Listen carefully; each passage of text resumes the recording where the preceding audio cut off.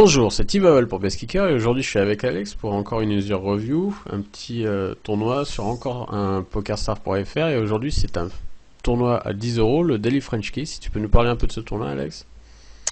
Ouais, donc c'est un tournoi assez intéressant donc sur PokerStars.fr qui démarre à 19h30 donc avec une structure assez sympa et qui a un bon garanti donc un tournoi à faire notamment pour les petites bankrolls on va dire.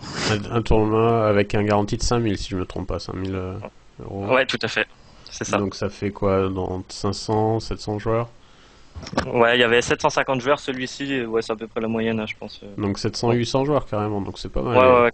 Et le premier touchait combien? Là 1200 euros, quelque chose comme ça. Ouais. D'accord. Ok, cool. Donc un bon tournoi à faire pour les bankrolls, pour on va dire pour les low stakes sur les FR en Ouais, début de tout à fait. soirée justement. Un petit bon tournoi pour commencer la soirée, pour attaquer la soirée. Euh, on a décidé en commun accord pour démarrer ce review de commencer uniquement à une main assez avancée, c'est-à-dire qu'on est déjà en 100-200 tout simplement parce que Mugo et Alex a été assez card dead jusque là, il n'a pas eu un seul spot, une seule main qui était jouable, donc plutôt que passer 80 fold, on a mis directement à la main 84 qui est la première main jouable qu'il a eue. C'est pour ça que ici on va pas montrer toutes les mains, mais on va commencer à celle-là.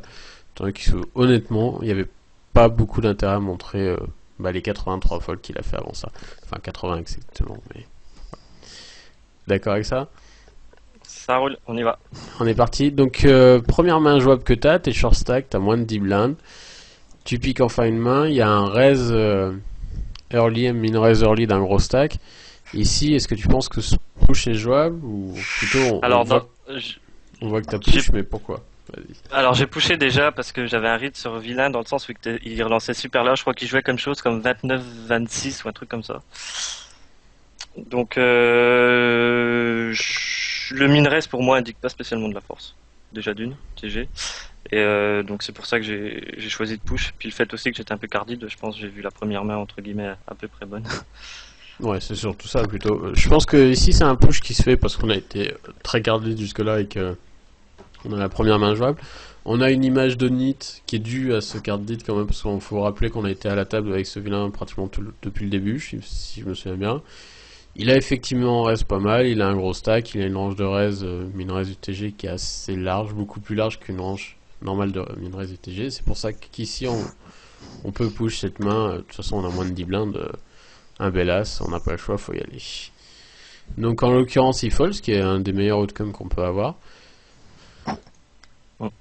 Donc c'est